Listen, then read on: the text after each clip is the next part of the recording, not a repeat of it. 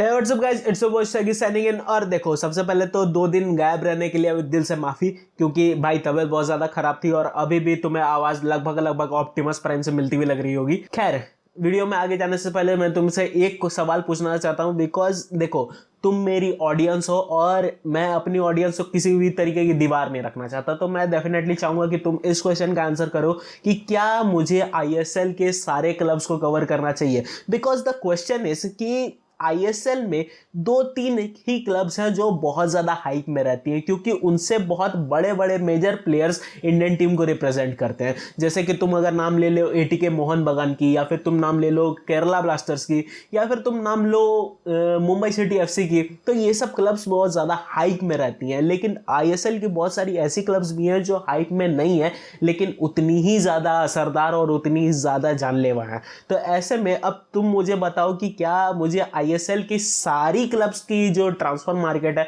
उसे कवर करना चाहिए, या फिर आईएसएल में जो मेजर मेजर क्लब्स हैं जैसे कि मैंने नाम लिए उनकी ट्रांसफर मार्केट को कवर करना चाहिए। ये डेफिनेटली मैं तुमसे पूछना चाहूंगा।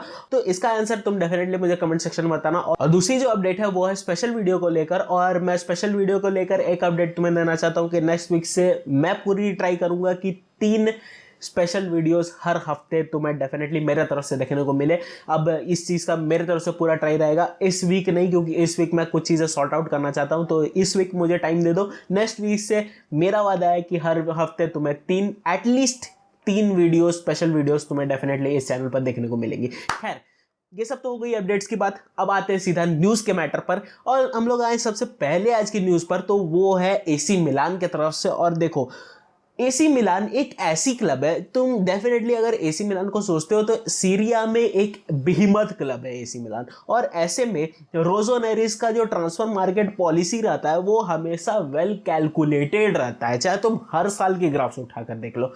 लेकिन इस साल पता नहीं क्या हुआ, उनकी ट्रांसफर मार्केट थोड़ी सी हिली हुई लग रही है, और मतलब वो एक तरीके से हाइप का शिकार हो रहे हैं और बहुत सारा प्लेयर्स को ऐसे साइन कर रहे हैं जैसे कि वो हाइप में आ रहे हो प्लेयर्स। जैसे कि तुम अगर बात करो क्रिस्टियान पुलिसिक की, तो क्रिस्टियान पुलिसिक की डेफिनेटली डील कैप्चर कर ली है एसी मिलान ने। बट द थिंग इज कि क्या रोजोनेरिस को जरूरत भी है क्रिस्टियान पुलिसिक की, या फिर पुलिसिक सिर्फ और सिर्फ वो हाइप में आ रहा है और वो बंदे की हाइप है। अब देखो, ये चीज तो तुम्हें डेफिनेटली पता है कि किसी भी प्लेयर की जो हाइप होती है वो उसके मार्केट प्राइस को डिसाइड करती है, और उसकी मार्केट में कितनी ज्यादा पहुंच होगी और कितनी टीम्स उसको कैप्चर करने के बारे में देखेंगी, वो किसी भी प्लेयर की हाइप ही डिसाइड करती है। ऐसे में पुलिसिक को लाना एसी मिलान में एक डेफिनेटली बहुत बड़ा क्वेश्चन उठाता है रोजोनेरिस के ऊपर। बिकॉज अगर तुम पुलिसिक की अगर प्लेइंग स्टाइल को देखोगे तो एसी मिलान के प्लेइंग स्टाइल में कोई बहुत ज्यादा फिट नहीं बैठता है वो बंदा, लेकिन फिर भी एसी मिलान पुलिसिक को लेकर आ रही है। एंड डेफिनेटली ये क्वेश्चंस उठ जाएंगे कि एसी मिलान क्या सच में पुलिसिक की जरूरत रहती है, समझती भी है, या फिर ये बस एक हाइप में पड़ गई है और बस हाइप में सिर्फ और सिर्फ पुलिसिक को साइन करा है। ये क्वेश्चन डेफिनेटली इमिनेंट है, और इस क्वेश्चन का आंसर हमें अगले 1-2 महीने में डेफिनेटली मिल जाएगा। और ये चीज़ बहुत ज़्यादा इंटरेस्टिंग होगी देखने की, क्या एसी मिलान क्रिस्टियान पुलिसिक को सही से यूज कर भी पाती है या फिर बस हवा में फंस के रह जाती है। खैर, इसी के साथ हम लोग आते हैं सीरिया के दूसरे क्लब जो कि है यूवेंटस की तरफ। और देखो, यूवेंटस की कहानी इस सीजन थोड़ी सी हिली हुई रही थी, क्योंकि ऑफ कोर्स जो कंट्रोवर्सी चल रही थी, पुरानी कंट्रोवर्सीज उठ उठ कर आ रही है, यूवेंटस को स्केयर कर रही है। एंड द थिंग इज, उनकी जो मार्केट स्ट्रेटेजी है वो भी बहुत ज्यादा हिली हुई है, जस्ट बिकॉज ऑफ उनके कुछ चुनिंदा प्लेयर्स की परफॉर्मेंस इस सीजन जो बहुत ही ज़्यादा खराब रही है। और ऐसे में एक जो सबसे बड़ा नाम आता है यूवेंटस के परफॉर्मर्स के तरफ से वो है पॉल पॉगबा का। और डेफिनेटली यूवेंटस पर क्वेश्चंस उठ गए इस सीजन की, क्या पॉल पॉगबा को एक कॉन्ट्रैक्ट रिन्यूअल देना इन फ्यूचर सही रहेगा। बिकॉज अगर तुम इस सीजन की ही फैक्ट उठाकर देख लो तो पॉल पॉगबा उतना खेला ही नहीं है जितना बंदा वो सैलरी उठा रहा है। बिकॉज मैं हाथ पे गिन लूंगा भाई पॉल पॉगबा कितने मैचेस खेला है इस सीजन यूवेंटस पे।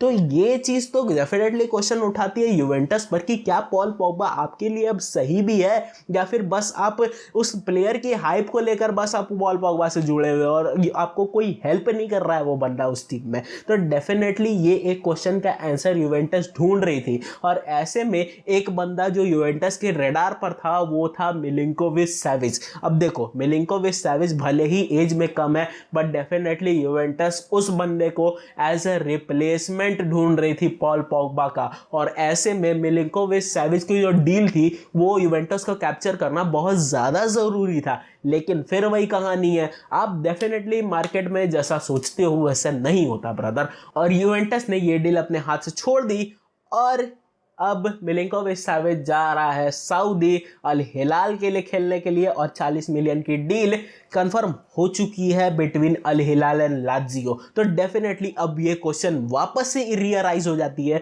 कि क्या यूवेंटस पॉल पॉगबा को एक कॉन्ट्रैक्ट रिन्यूअल देना चाहेगी, क्योंकि देखो पॉल पॉगबा डेफिनेटली रुकना चाहेगा अभी यूवेंटस में, बिकॉज और कोई क्लब्स अभी पॉगबा के पीछे जाएंगे नहीं, अगर जाएंगे भी तो वो सऊदी की क्लब्स होंगी।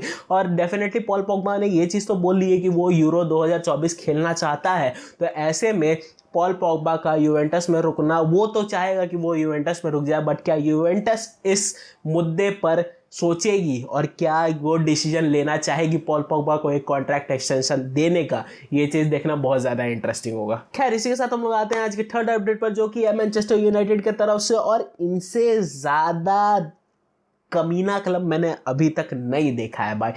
I am a Manchester United fan, लेकिन जिस तरीके की ये काम करते हैं ना, कभी कभी इरिटेशन हो जाती है इनके काम को देखकर। अब डेफिनेटली मुझे पता है कि डेविड डेया लीव कर चुका है मैनचेस्टर यूनाइटेड को, इस चीज़ पे मेरी कोई रिएक्शन नहीं आई। डेफिनेटली मैंने वीडियो ही नहीं डाली थी, तो रिएक्शन की बात ही साइड कर दो, फेंक दो उसको उठाकर। तो डेफिनेटली डेविड डेया की जो छोड़ने की कहानी है मैनचेस्टर यूनाइटेड को, उस पर मैं एक ही चीज़ बोलना चाहूँगा कि भाई this is the harsh reality. यही होती है फुटबॉल में, यही चीज़ सेम रोनाल्डो के साथ भी हुई थी, यही सेम चीज़ डेविड डेया के साथ भी हुई। आपकी ज़रूरत ख़त्म हो गई, आपने उस प्लेयर को दूध के मक्खी तरह उठाकर फेंक दिया।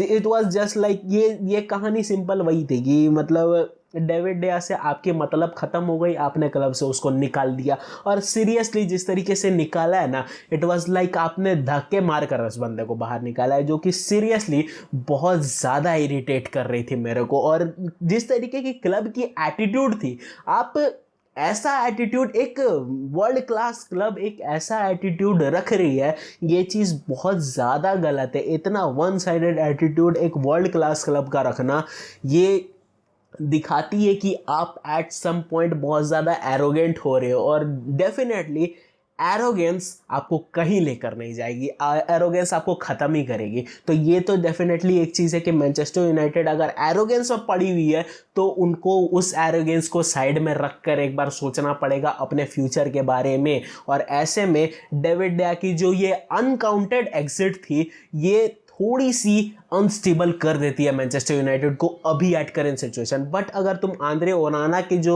डील है उसके बारे में अगर बात करोगे, तो ये तो चीज़ कंफर्म हो चुकी है कि आंद्रे ओनाना मैनचेस्टर यूनाइटेड आ रहा है, और 45 मिलियन प्लस 5 मिलियन की जो डील थी उन्होंने वही लास्ट कर दी है इंटर से। और ये चीज़ तुम्हें कुछ घंटों में या फिर हो सकता है 1-2 दिन में देखने को मिल जाए कि आंद्रे ओनाना मैनचेस्टर यूनाइटेड आ चुका है, और हेरवी को देखने को मिल जाएगी। तो ये चीज़ तुम डेफिनेटली एक सेलिब्रेशन की तरह मना सकते हो, बिकॉज आंद्रे ओनाना हमारे लिए डेफिनेटली एक ज़रूरत था। बट जिस तरीके से आपने डेविड डेया के साथ काम करा है वो बहुत गलत था। आप रोनाल्डो के साथ वही काम गलत करा, आपने डेविड डेया के साथ वही काम गलत करा। आपने एक जो बंदा फेयरवेल डिज़र्व करता था, आपने उस बंदे को एक परफेक्ट फेयरवेल नहीं दी। इससे ज़्यादा गलत बात हो नहीं सकती, बिकॉज 10 साल उस बंदे ने मैनचेस्टर यूनाइटेड की डिफेंस को कैरी करा है भाई, लिटरली कैरी करा है। At some time, David Dea was the man who could save the fucking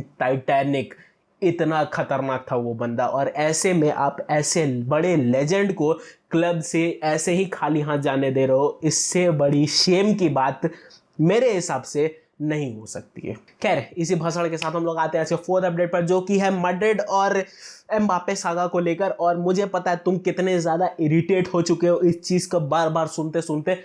believe me, मैं तुमसे ज़्यादा इरिटेटेड हो चुका हूँ। अब जो ये विशी वॉशी एटीट्यूड है एम्बापे का मैड्रिड को लेकर, ये बहुत ज़्यादा इरिटेट कर रहा है जितने भी मैड्रिड स्टार्स हैं आउट देयर, उनको और मेरे को तो पर्सनली। क्योंकि भाई क्या एटीट्यूड है ये, क्या तू करना चाह रहा है, मुझे अब लिटरली मैं सर के पार जा रहा है। क्योंकि ना तो इधर है ना तो इधर है, ना तो पीएसजी में ही रुका हुआ है ना तो मैड्रिड ही आना चाह रहा है। मतलब अगर यही चीज़ अगर चलती रही ना तो डेफिनेटली एक सिविल वॉर छिड़ जाएगी बिटवीन मैड्रिड एंड पीएसजी। ये तो चीज़ कंफर्म तुम मान के चलो। और ये सिविल वॉर का पूरा पूरा सेंटर एम्बापे ही होगा। और ऐसे में एम्बापे का डिसीजन ना लेना और इतना विशी वॉशी एटीट्यूड रखना मैड्रिड के लिए और पीएसजी के लिए, ये डेफिनेटली सवाल उठाती है कि क्या वो मैड्रिड आना भी चाहता है या नहीं आना चाहता है, या बस हाइप की बात है। तो डेफिनेटली एक तो चीज़ कंफर्म है कि एम्बापे अब पीएसजी के लिए अपनी फ्यूचर डिसीजन लेगा। क्योंकि डेफिनेटली पीएसजी ने एम्बापे के लिए एक डेडलाइन दे दी है 16 तारीख की, और 16 तारीख के बाद पीएसजी नहीं सुनने वाली है एम्बापे की, वो बेच ही देंगे। और ऐसे में आग में घी का काम करता है कल ले पेरिजियन का एक एक्सक्लूसिव रिपोर्ट। और भाई लिटरली हेडेक वाला रिपोर्ट था यार। मतलब दिमाग घूमा इस तरीके से कि अब सब चीज़ों पर उल्टा ही सोचना शुरू कर दिया। और उस रिपोर्ट में मतलब साफ लिखा हुआ है कि पीएसजी अब एम्बापे को नहीं रखना चाहती है। और पीएसजी को जो कतरी ओनर्स हैं उन्होंने ये चीज़ कंफर्म कर दी है कि भैया एम्बापे का एटीट्यूड बहुत गलत जा रहा है, इसको हटाओ अब क्लब से, इसको बेच दो। और ऐसे में Real Madrid are definitely the front runners to sign Mbappe. अब देखो तुम्हें बहुत ज़्यादा ही र्यूमर सुनने को मिलेंगे कि ये क्लब कूद रही है, ये क्लब कूद रही है।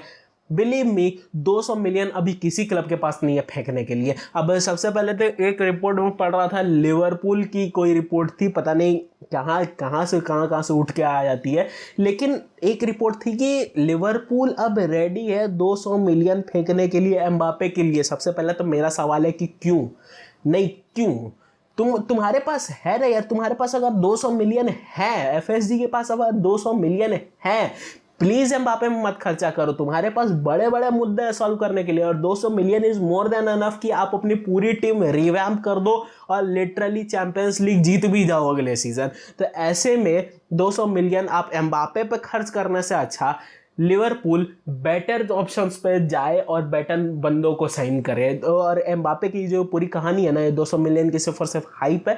ये 200 मिलियन सिर्फ और सिर्फ पीएसजी चाहती है कि ये बंदे को किसी भी तरीके से अब निकालो। तो 200 मिलियन अब फाइनल टैग है पीएसजी की तरफ से, और रियल मैड्रिड भी अब शायद 200 मिलियन देकर एम्बापे को ले आएगी। तो अब नाउ इट्स ऑलमोस्ट 60 to 70%, पता नहीं है 100% कब होगा, या तो 100 ही हो जाएगा तो 0 ही हो जाएगा। बहुत ज़्यादा इरिटेटेड हो रहा है। खैर दैट्स फॉर टुडे गाइस। अगर ये वीडियो तुम्हें अच्छी लगी तो वीडियो को लाइक करना, चैनल को सब्सक्राइब करना ना। मैं मिलता हूँ तुमसे किसी और दिन किसी और नए टॉपिक पर। It's a boy Swiggy signing out.